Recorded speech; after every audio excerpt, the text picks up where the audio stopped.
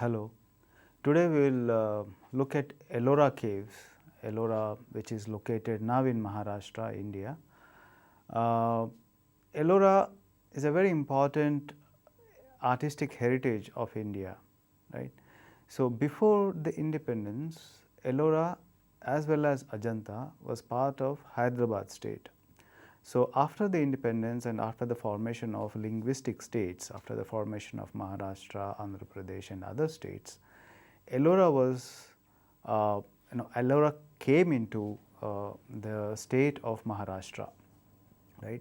So, if you look at Ellora, Ellora again they are stone rock excavations, they are not constructed caves, but cave itself is an excavation from the rock. So, after Ajanta, if we see, Ajanta comes before Ellora. Ellora starts from around 7th century into the 10th century. So, between between 6th, 7th century to the 10th century, the excavation of Ellora caves happened. And Ellora is considered to be one of the important world heritage sites of art and culture. And it is a monumental effort of the ancient India, and the kind of artistic excellence, the kind of expression and the kind of imagination that we see in Ellora is very impressive, because it is not just a matter of representation, but how representation is imagined. And Ellora, you have 34 major rock cut caves. Okay. So, Ellora was mentioned like 𝗹𝗶, it was not Ellora at that point of time. 𝗹𝗶, we get to see the mention of this name called 𝗹𝗶, and that 𝗹𝗶 is nothing but the present day Ellora. Okay. So, we have all three religious caves here, of three Indian religions, the ancient religions of India, which is Buddhism, Hinduism and Jainism. So, we have caves of three religions, three ancient religions. And apart from these 34 well carved caves, the rock cut caves, we have around 25 to 30 small excavations which are very small, which are left in between, which look rough, which doesn't look finished. So, apart from these 34 major works, we have around 30 small excavations like sketches, for example, sketches and plans into the rock. So, apart from the mentioning of this name 𝗹𝗶 in inscriptions, we have the mention of the name by the travelers of the medieval period in the 10th century, 11th century. So, 𝗹𝗶 was the name which was very popular, it seems, at that point of time. So, when did this happen? It happened between 6th century and 10th century, as I said. And initially it was 𝗂𝗚𝗺𝗺s, the 𝗂𝗚𝗺𝗺s who were ruling that region of Maharashtra. So, earlier it happened under the carving was patronaged by 𝗂𝗚𝗺s. And later Rashtrakutas were very influential, they were very important when it comes to the rock cut cave architecture and cave art of the Ellora region. So, it is located in Maharashtra, and we will look at the images and we will look into the art works, we look into the sculpture and the architecture. So, the interesting thing about cave architecture is it is scooped out, the rock is entirely scooped out, and the plan of the architecture and the plan of sculpture, they come together. The interesting thing is how they are coordinated, the coordination between the sculptors and the architects and the masons. So, there was a very impressive coordination, and we have seen that to a very good extent in Ajanta, and the same kind of coordination could be seen, but in a more sophisticated, in a more ambitious manner, we can see it in Ellora. So, there are around 12 Buddhist caves. So, Buddhist caves were carved out first, and then 17 caves of Hindu religion, Hindu faith, and at a later point of time we have 5 Jaina faith caves. So 12 Buddhist caves, 17 Hindu caves, and 5 Jaina caves. So in these caves we will see these caves were adorned with sculptures, these caves were adorned with ornamentation and beautiful carving of pillars and all. So we will look at the Buddhist caves first. The Buddhist caves had the representation of Buddha, Bodhisattvas, and other Buddhist deities. The cave number 1, so there were like 34 caves, and they were more or less they were numbered in sequence. Unlike Ajanta, we have in Ellora we have serial manner numbering in Ellora. So cave number 1 is one of the earliest caves that was carved, and it is very simple. A cave, it is a vihara, and we have seen vihara. What is a vihara? Vihara is a place where monks used to live. Okay, unlike Chaitya, we have one Chaitya in Ellora, which is cave number 10, and Chaitya is a prayer hall, right? Chaitya hall is a prayer hall where you go, it's like a temple, where monks used to go and then pray there and then meditate. But viharas are the place where they were like hostels, for example, our modern day hostels, where monks used to stay in these viharas, where vihara would have small cells where monks can go and then they stay and sleep inside. So we have viharas, and apart from viharas, we have one Chaitya hall, like a temple for them. So largely we have viharas, and within these viharas we have carvings, we have sculptural carvings, and we get to see cave number 1 is the first experiments of Buddhists carving into this rock surface at Ellora. So these caves, so the initial cave, as we have seen, as we will see, initial cave, the cave number 1 is not adorned, there are no decorations, it was simple.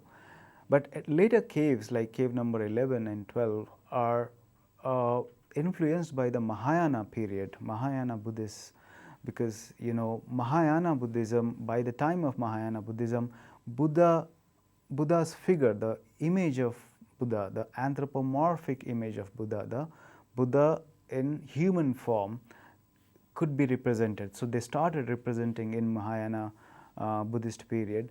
So cave number 11 and 12 we can see belonging to this Mahayana period, which means they were later caves. So, and interestingly, the viharas over here, the cave number 12 particularly and cave number 11, we have double stories and triple stories, like 3 stories and 2 stories, which is a very impressive architectural construction. It's not construction though, it is carving, but we did not get to see this before in Ajanta, but in Ellora this is very impressive architecturally to see, and how they have carved out 2 levels and people used to live, and they are huge monasteries. Hundreds and hundreds of monks could stay in these monasteries. So they were very impressive, they were very huge, and they could house, they could accommodate many number of monks. So apart from the monks who would stay there, we also had traveling monks at that point of time, the Buddhists, the traveling Buddhist monks.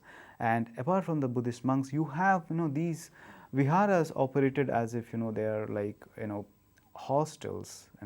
So people could go there and stay, and even if you're traveling, you can stay there for some time and then take a break in the travel. So these were very vibrant and communitarian sort of life that they had.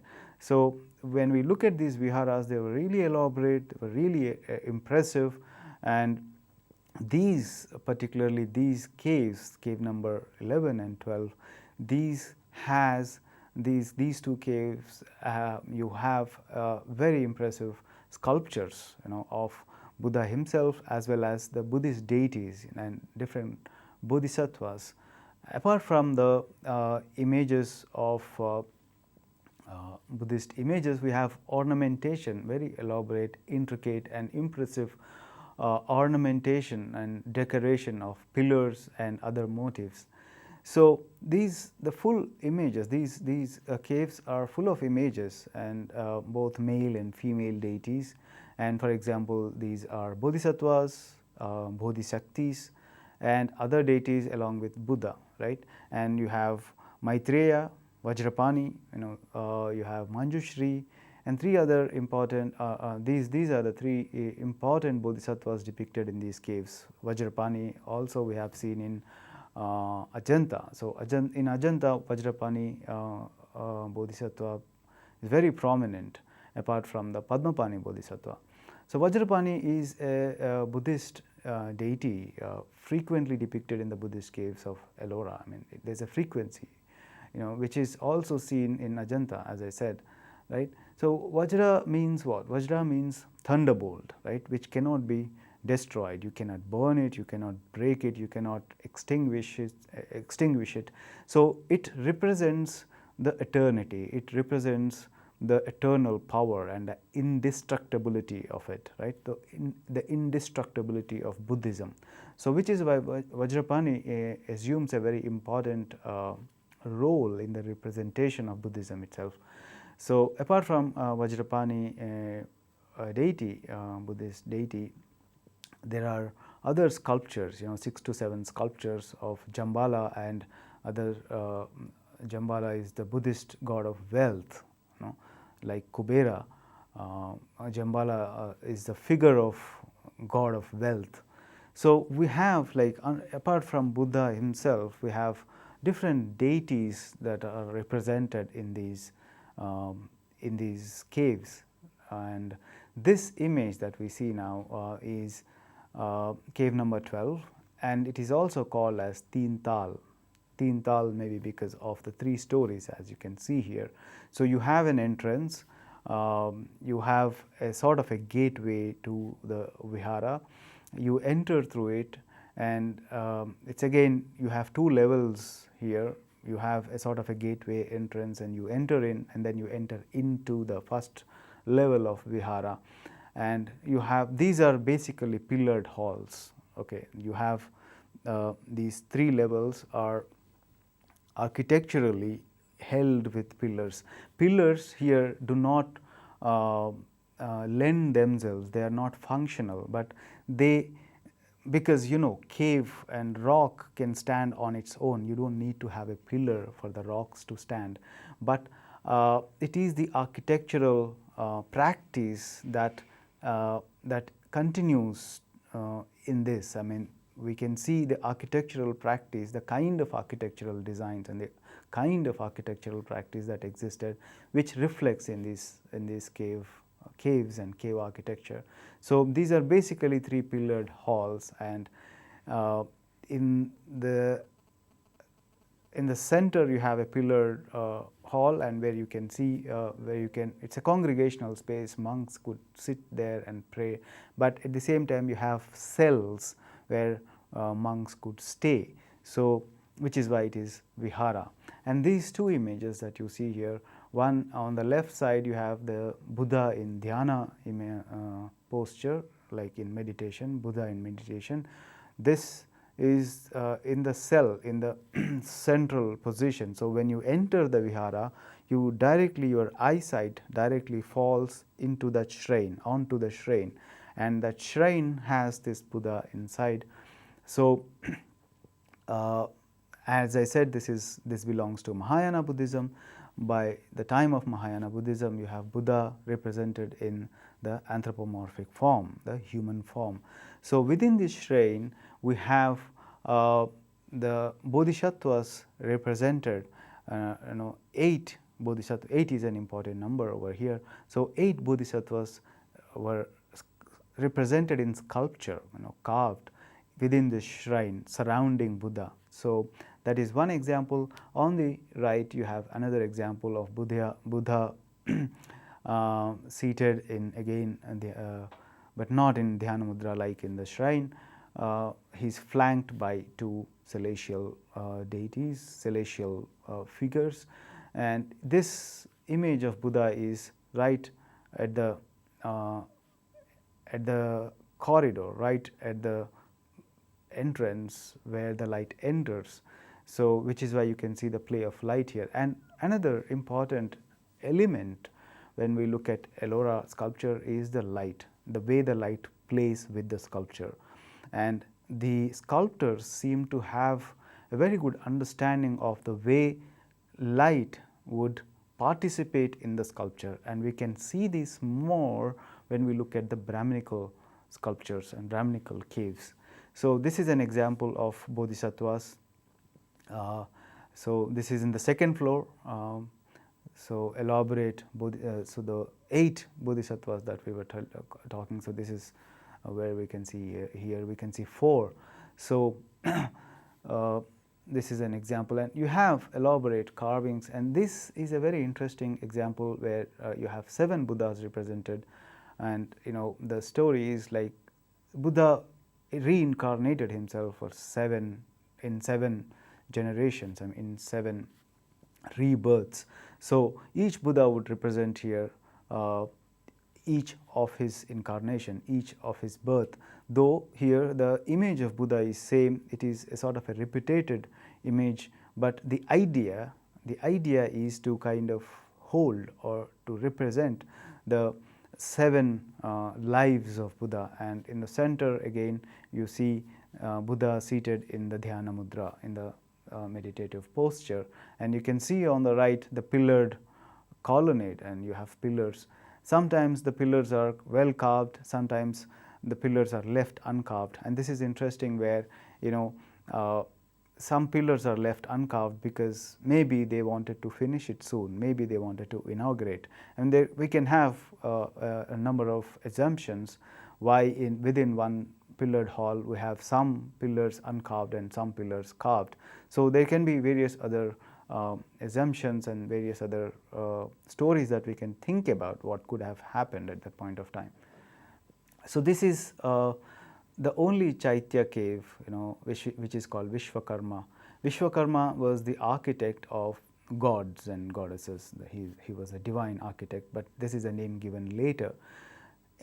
So it is a double-storied. It has a double-storied entrance, and if you look at the facade looks like as if it is, it has a character of wood carving. So you have a flight of steps, you can go up and you can walk.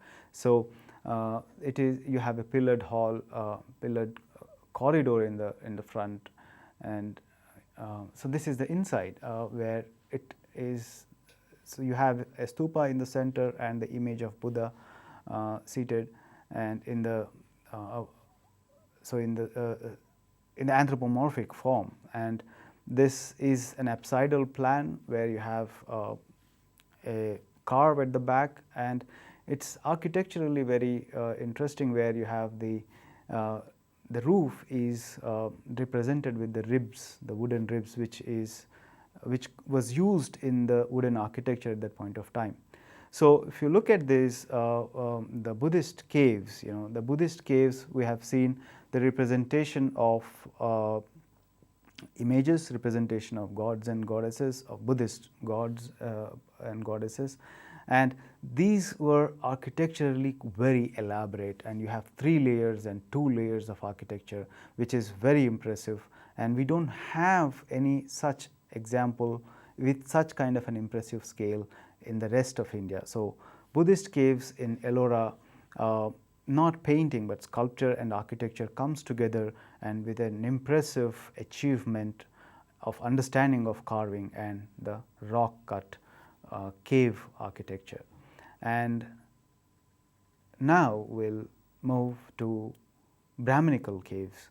So Brahminical caves were elaborate in the sense the sculpture in Brahminical caves is very impressive. they are very animated, they are very powerful in exhibiting the power of the religion itself. So this is very important, where right after Buddhist caves, Buddhism, you have Brahmanism taking over the Buddhist, taking over the practices of Buddhism, and it spreads, right? Brahmanism spreads, and these caves in a way sort of explain the spread and the power of the religious power, or the power that the very faith at that point of time asserted. There are 17 caves, the Brahminical caves. There are 17 caves, and they sort of could be dated from around 650 AD to 900 AD. Okay, initially they were patronized by Kalachudis, as I said, and later you have Rashtrakutas.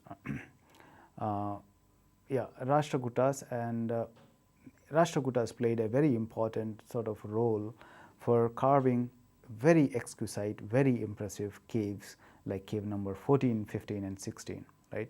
So the main examples, we look at only the main examples. The main examples of this group are cave number 14, which is called Ravan Ka Khai, the abode of Ravana. We know Ravana, the 10-headed demon.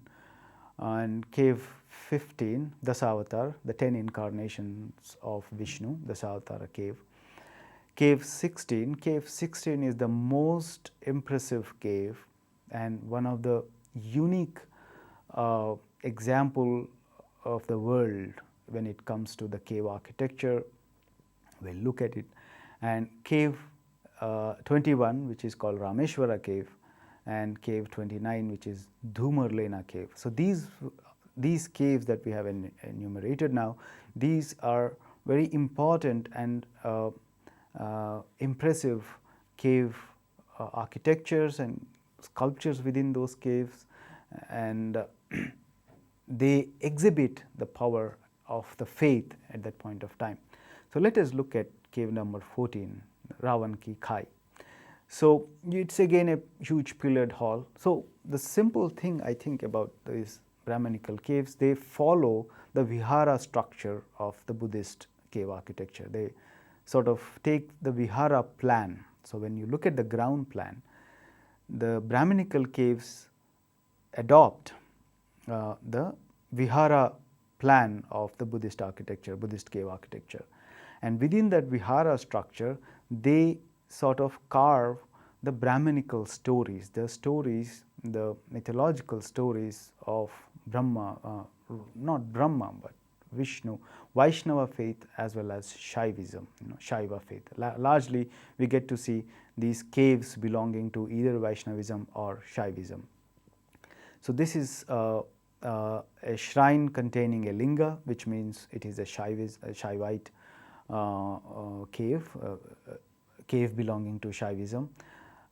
And within you have a shrine, you have a linga, but the shrine is not attached to the back wall, but the shrine is detached from the back wall, right? Back wall of the cave, where you can go around, so which is called circumambulatory, right? So the shrine is there, within the shrine you have a linga, and you have a circumambulatory path around the shrine, not just the linga, but around the shrine from outside the shrine. So that is very impressive. So we can see the practice of circumambulation was already there at that point of time. And on either sides of the wall, so you have a sort of a squarish hall, a pillared courtyard, and in the center you have pillars, and on either sides of the pillars you have walls. So on the cave walls you have sculptures carved, right? So representations of Shiva as well as Shaiva as well as Vaishnava faith. So you have avatars of Vishnu and different episodes of Shiva Purana, for example. So we have episodes of Vishnu Purana and episodes of Shiva Purana on represented. So this sort of repeats in other caves also. So on the southern wall, on the south wall, contains the images of 𝗬𝗫𝗃, 𝗬𝗫𝗃, the slaying of buffalo demon, Lord Shiva and Parvati playing the game of 𝗬𝗬, the 𝗳𝗬𝗃, which is called 𝗳𝗬𝗃 later. So 𝗬𝗬, which looks like a more domestic sort of an activity of some a couple playing a sort of a 𝗬𝗬, and 𝗳𝗏𝗃 is the image of celestial dance by Shiva. So 𝗳𝗏𝗃 and different other, so Ravana shaking Mount Kailasha, and Gajashamhara Murti, where Shiva killing elephant demon. So we have the episodes from Shiva Purana, and the other side of wall, the north wall, contains the image of Durga, Gajalakshmi, Varaha, the boar incarnation of Vishnu, where Vishnu rescues the Bhudevi from the ocean, and Vishnu and Lakshmi, and so on the one side you have Shaivite images, on the other side you have Vaishnavite images. So this image that you see is a sort of a hall. So this gives you a sense of how it looked like. So you have a pillared hall, and these pillars are very impressively carved, and this sort of pillars repeats in other architectures also, not only in Ellora but other it continues later into the structural temples also. These are cave temples, these are rock cut temples, but later into the structural temples, where the temple were built with rocks. Even there we get to see this continuation of some of the forms of these pillars. So this is a pillared hall, and you can see at the back of the pillars you have on the walls, on the cave walls, we have sculptures carved. So these images of gods and goddesses, the Brahminical sculptures, they are very impressively carved, they are very undercut, and you have a lot of animation. And this is an example, as you see here on the screen, this is an example of the game of 𝗬𝗬, where Shiva and Parvati are playing this 𝗬𝗬, the dice game basically. So if you look at this relief, these are called bas relief, or the stone relief, and on either sides you have pillar star. A pillar is a fully carved pillar. A pillar star is a relief of the pillar on the wall of the cave. So it is not a fully carved pillar, but half carved pillar. So you have two pillar stars on either sides, and in the center you have a sort of a space, a sort of a frame, and in that frame you have this story represented, where Shiva and Parvati playing this dice game, and the other divine figures are observing, are watching them. And interestingly, the two spaces, when you look at it, you have two spaces. The sculptor has divided the frame into two. In the top portion you have Shiva and Parvati seated right in the center, and they are engaged in the game, and at the back of them, surrounding them, you have people, divine figures looking at this activity. And the bottom portion looks as if it is separate from the top portion, where the bottom portion may be a different space altogether, maybe it is outside. And so interestingly, two different spaces and two different characters of the space has been created by this division. And in the bottom you have Nandi, the vehicle, the Vahana of Shiva, and Nandi, and you have these celestial figures playing around Nandi. So it's a more or less, it's a sort of a very pleasant, happy sort of a domestic ambience, where a wife and husband are playing. So it's very interesting in the sense it doesn't have very much of a powerful or divine sort of a sense to it. It is not about any activity, divine activity, but it is more like a domestic activity. And this is, if you look at this image, this is called 𝗳𝗏𝗃. 𝗳𝗏𝗃 is the celestial dance of Shiva, and the same thing that you see here, it is one frame, the space framed between two pillar stars, and you have such spaces organized within the wall space that they had.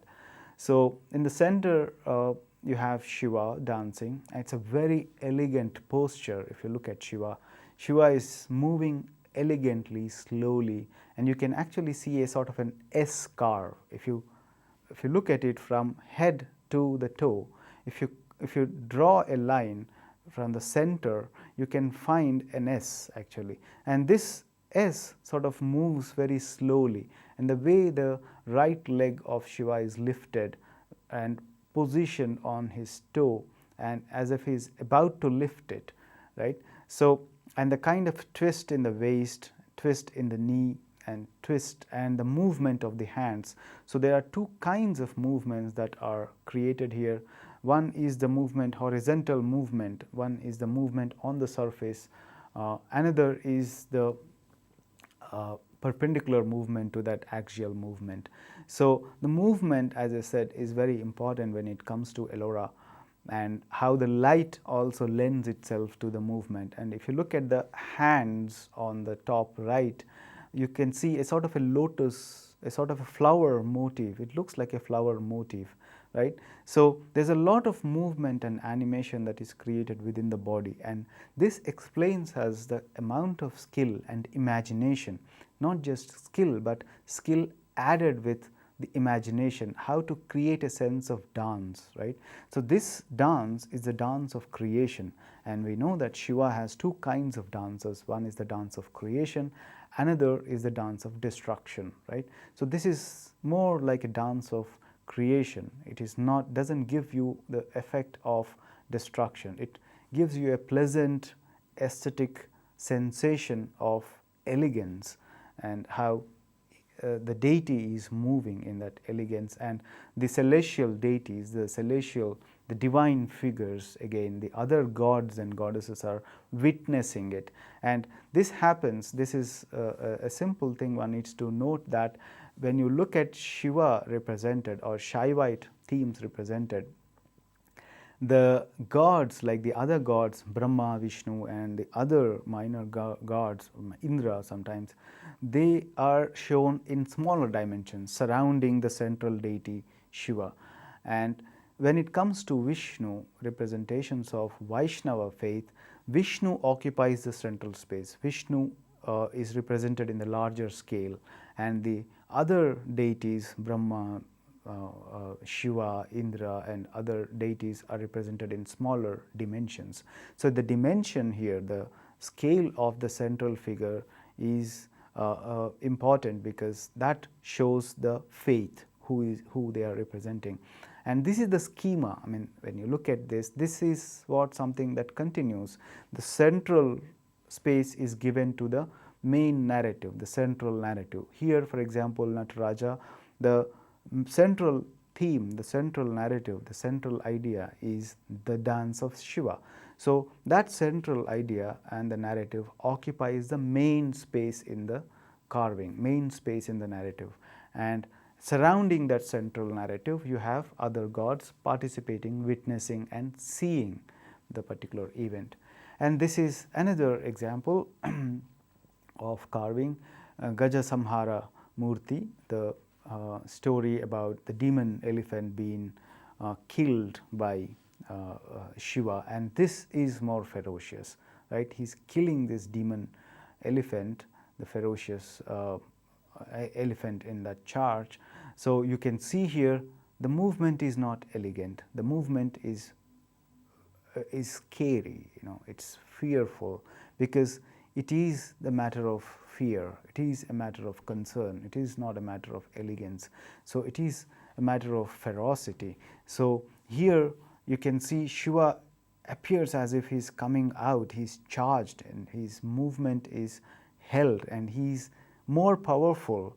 And you can see on his, under his left leg, there is a mound which looks like elephant. I mean, it's broken, but so the elephant is subdued, right? So the small, so you can imagine the idea over here is the elephant has become this small. So you can imagine the scale of Shiva, the scale of Shiva compared to this elephant. So Shiva has grown himself so big, so high, so that he can, subdue the elephant and put it under his feet. So there is a sense of animation as if he is coming out of the rock. So this is a very interesting sense that we get in Ellora, where the figures appear as if they are coming out of the rock. They are detaching themselves from the rock. They are trying to release themselves from the rock, come out into the space. This movement is very interesting when it comes to Ellora. This is the other side, northern side, where the Varaha Avatara is shown, which is again Vaishnava faith, sorry. So where this story about the Bhudevi is being rescued from the sea, from the ocean. So you look at it where we are not going into the details of the story because we'll only spend in visual analysis. I hope we all know the stories and we can get back to the stories if you want more details, but I will spend only on the visual analysis. So here, because it is Vishnu in Varaha Avatara, he occupied the central space, right? Unlike Nataraja, Shiva in Nataraja, you can see here Vishnu occupying the central space because it is about the greatness of Vishnu, the power of Vishnu, where he became, took this, incarnated as Varaha, and then he used his power to bring out Bhudevi, the earth, the mother earth from the sea, from the ocean. So here the mother earth, interestingly, is shown not as a globe, which is the case in other instances at a later point of time. Here the mother earth, the Bhudevi, is shown in the human form, the anthropomorphic form. And you can see here, compared to the scale, the dimensions and the size of Bhudevi, you have Varaha, the Vishnu figure, is large, right? So you can see this explains us the power and the scale of Vishnu. Vishnu's figure, the body, is more in size than Bhudevi, right? So almost double the size. So this explains us, the kind of imagination, the sense of abstraction, and how the narrative is constructed out of this abstraction and imagination, where we can understand by looking at it that Vishnu is more powerful, the way he is asserting his, the way he is positioning his leg, and how erect he is standing, how straight he is standing. And you can see the other deities are witnessing this great event of Varaha Avatara, right. So this is another cave, the Dasavatara cave at Ellora, right. The architects had gained enough expertise. So this has a sort of a double-storied cave, right. So they experimented out of monolith structure, out of a solid mass rock, right. They did a lot of experiment here. This led to the finishing of the front mandapa of the cave, which is two-storied. So mandapa becomes two-storied, and you go through these mandapa and you have the other pillared hall. So the first story is reached by, you will have flight of steps, and when you get into the first story, you have huge bas reliefs, huge sculptures of gods and goddesses, right. So you have Ganapati, Parvati, Surya, Shiva, and all kinds of deities. Apart from the iconographic representation of deities like Parvati, Ganesha, or Surya, you have incidents, you have stories, you have episodes. For example, 𝗧𝗦𝗔𝗧 or Andhakasura-Vada, or so different other, or Ardhanarishwara, or so gods and goddesses in their iconographic representation, as well as gods engaged in some kind of a deed, some kind of a good activity, good act, right. So so this we get to see in this. The second story has a shrine of Linga. So this is again a Shaivite cave. So when you go up, the second story has a shrine of Linga. The second story has a shrine of Linga. So you have a chamber inside which you have Linga, a shrine, and you have on the either sides of the walls you have representations of Shiva and as well as Vishnu, or the incarnations of Shiva as well as Vishnu, and we'll look some of the examples. So this is an incarnation of Shiva. So Shiva coming out of Linga when Markandeya praise him, right? So the Markandeya episode.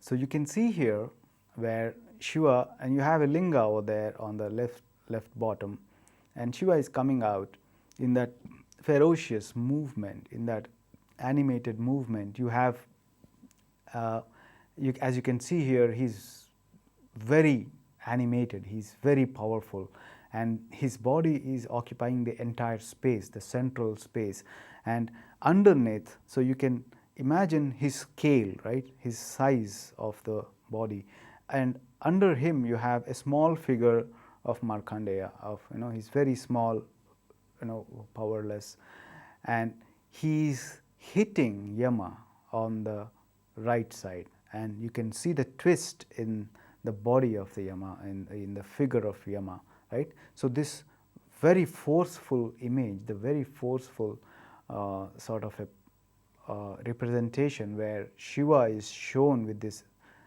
extreme amount of force, and that force can be felt. If you stand in front of it, you can see that force, and he's going to hit, it's almost hitting Yama, and he's making Yama fall onto the floor, and you can see one leg of Yama is twisted and he's on his knees, right.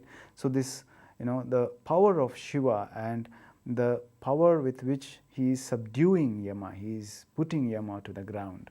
So this is the Markandeya episode of Markandeya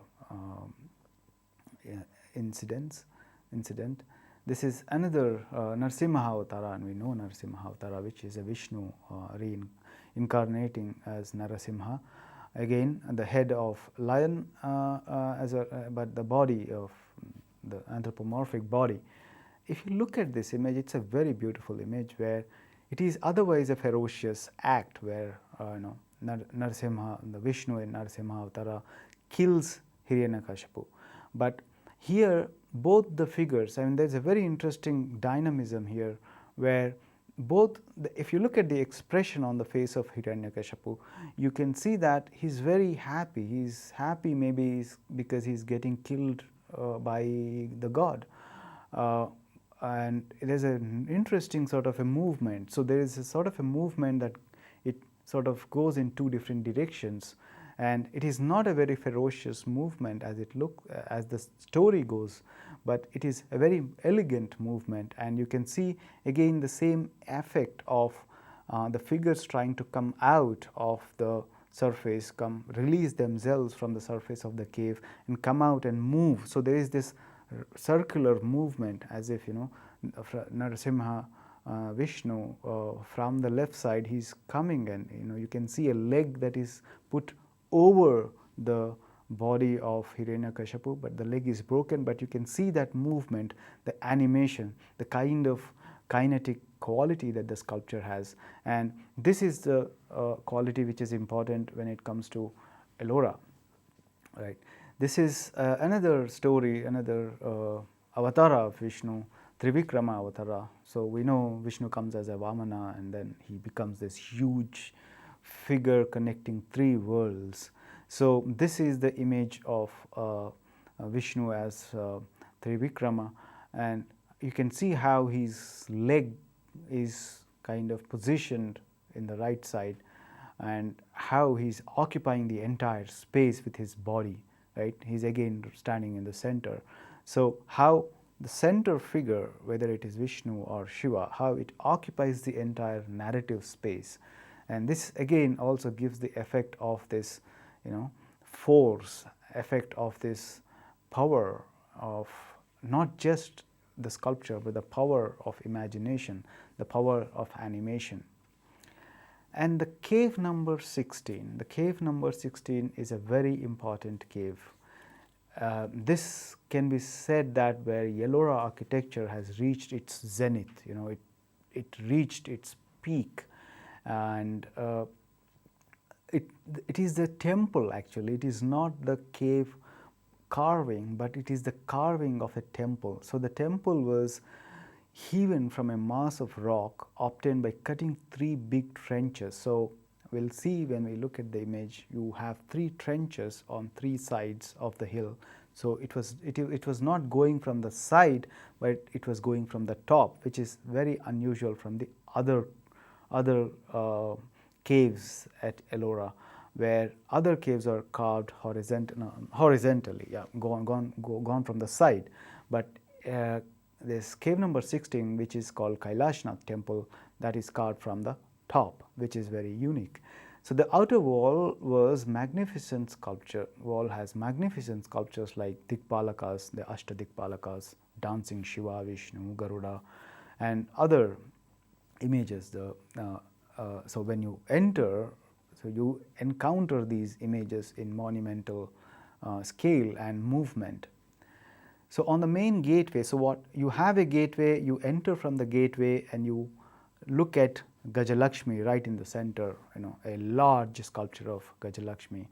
And after that you have a Nandi shrine, and when we look at the plan we can see more. So the gateway itself is two-storied, right? So this architecture is nothing, it reflects the Pallava architecture actually. It reflects the South Indian architecture.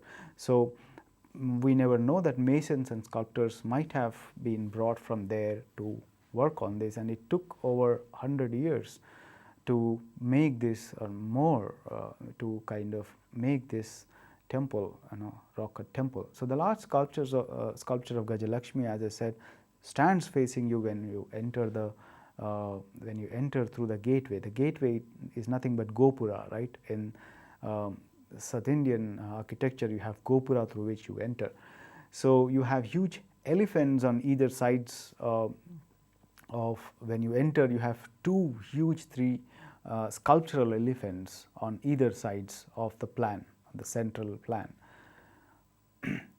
So the temple consists of a main shrine, the main temple, a 16-pillared mandapa, a Nandi mandapa. So this is a 𝗧𝗦𝗔𝗧 temple, Nandi is there, right? So you have a main shrine and you have a mandapa with 16 pillars, and after that you have another mandapa which is Nandi mandapa, where you have a huge sculpture of Nandi, and you have the Gopura. So you enter through the Gopura and you have Nandi mandapa, and you have a mandapa, and you have the main temple. So it's a huge, very complicated, very evolved temple architecture, evolved temple plan. So the northern side has friezes of scenes from Mahabharata and Bhagavata and Ramayana. So you have the entire Mahabharata, Bhagavata, Bhagavat Purana and Ramayana are carved on either sides of the main temple shrine. And you have other stories and other representations of gods and goddesses.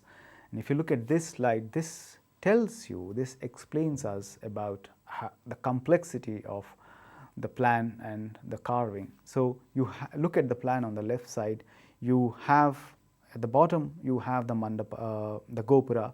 You enter through the Gopura and you have the Nandi mandapa, the Nandi shrine, and after that you have this huge pillared hall, the mandapa, and then the mandapa is attached to the main temple. And you can see that also in the photograph on the right side, how the growth of the scale is happening and how the division of spaces or division of the architecture is done.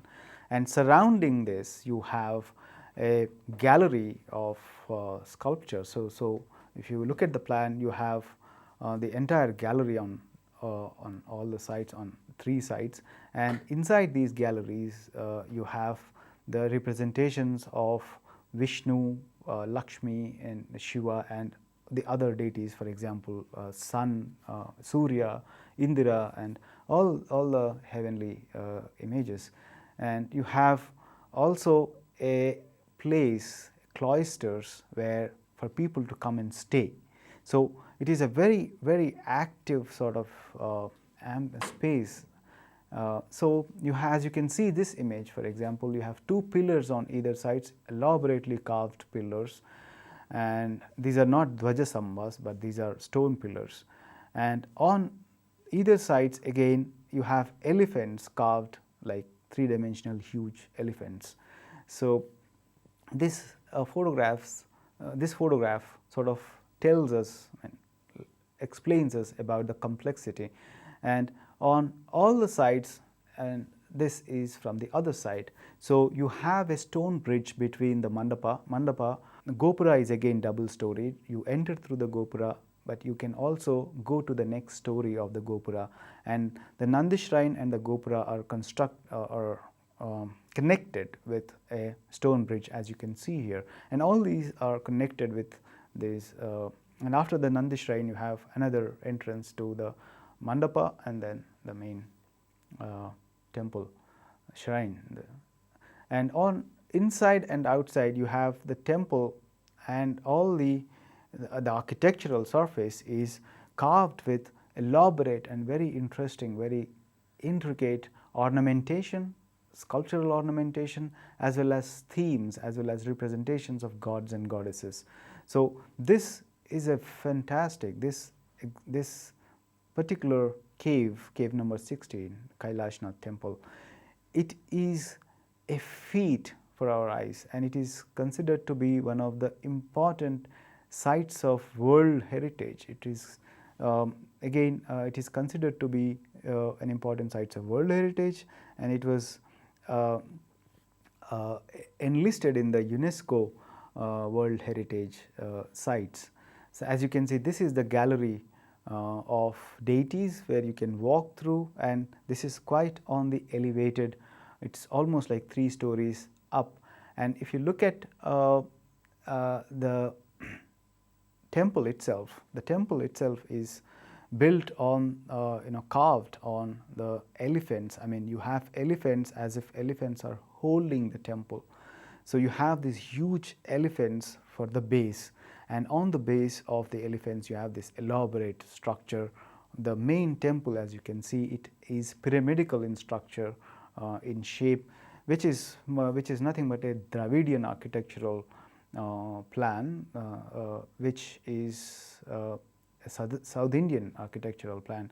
So it's a very complex, very elaborate, and very impressive cave, where the carving, architecture, sculpture, and every other, and the imagination of the artist came together, and we can see a breathtaking, awe-inspiring example of art and architecture. This example that you see on the screen is called Ravana shaking Kailasha. So Ravana, to enter Kailash, he starts shaking the Kailash, Mount Kailash, right? And if you look at this image, Ravana is sitting right at the bottom, and if you stand there, you can actually stand, he's almost standing at the level of your feet. Unlike the other sculptures, he's standing at the level of the feet, almost on the ground. And if you look at Ravana with those 10 heads and with the hands moving around, it creates an extreme amount of animation, it creates an extreme amount of movement, and along with that movement you can also sense a sense of sound. You can feel a sound where one person is trying to shake this. And if you look at the top portion, you see the Parvati is clinging to Shiva as if she's scared, but when you look at Shiva is like, okay, don't worry. I mean, Shiva is telling Parvati that Shiva is giving assurance that nothing will happen, right? So the top portion looks as if it is unaffected very much by the animation that is created in the bottom portion, right? So Shiva is more powerful here, and he is holding the entire disturbance and the shaking that Ravana is creating. And this particular image is carved right on the main shrine, on the surface of the main shrine. It's very symbolic, where the figure of Ravana is disturbing the entire main shrine, the temple, but the temple is standing undisturbed. It's a very beautiful sculpture, very dynamic.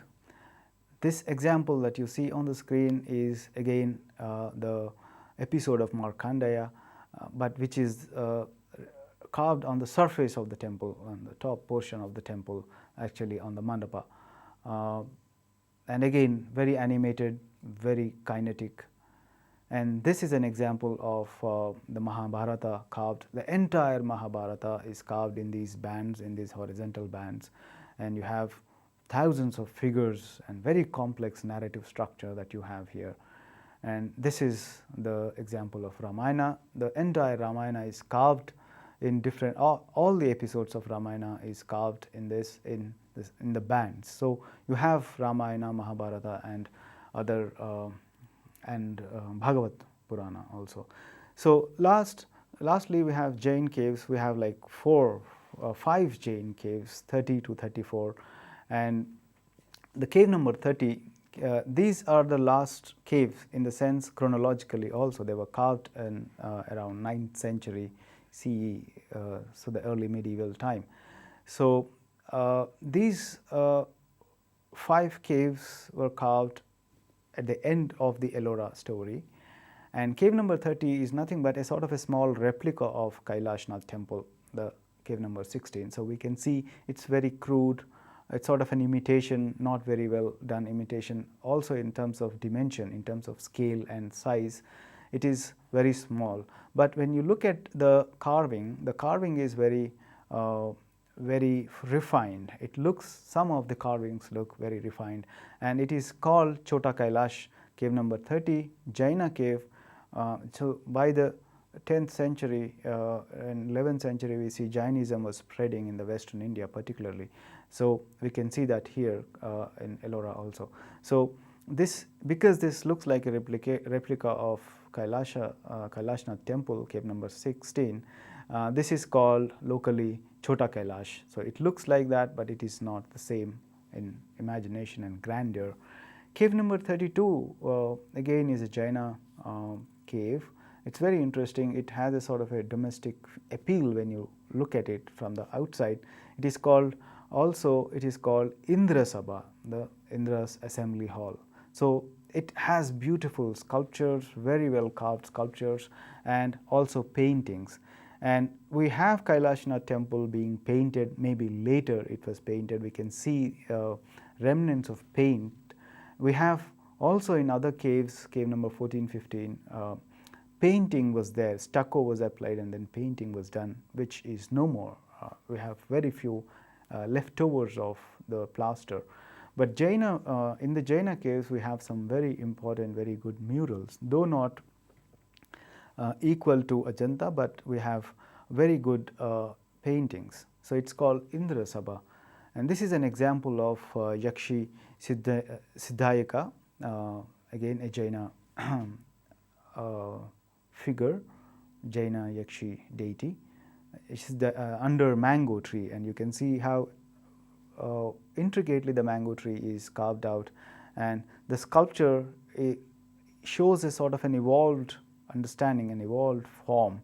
And look at the pillar. Pillar is also carved with a very intricate ornamentation. So a very intricate treatment we can see in the Jaina caves, which looks more refined, more evolved, if not very expressive like the Brahminical, but more refined in terms of carving. But the imaginative, expressionistic, imaginative appeal that we have in Brahminical caves, we don't quite have them in Jaina caves, but the refinement of carving could be seen in the Jaina caves. This is Matanga, the god of wealth for the Jaina mythology. This is Mahavira, cave number 32, the Mahavira deity. And yeah, 33 and 34. So Jaina caves, apart from the Jaina caves, we have, as I said, some other uncarved leftover caves. Some of the Jaina caves are not very well finished like these later caves. Apart from the sculptures and carving, we have paintings like this, for example. We have they need to be preserved, but we have paintings with certain amount of refinement and animation and impressive coloration. So when we look at Ellora, Ellora underwent this transition of 3 religious faiths, and the 3 religious faiths could be very closely seen reflected in the artistic representations and the architectural evolution, right? So most impressive, as we can see, is the Brahminical caves that came in between Jaina and Buddhism. So Ellora, if you look at it, it is a very vibrant, it looks very vibrant. Unlike Ajanta, Ajanta also is a very vibrant place, but unlike Ajanta, which has only Buddhism, Ellora had a span of 3 religions, and which is a feat, which is a pleasure to look at Ellora, which is why. So thank you.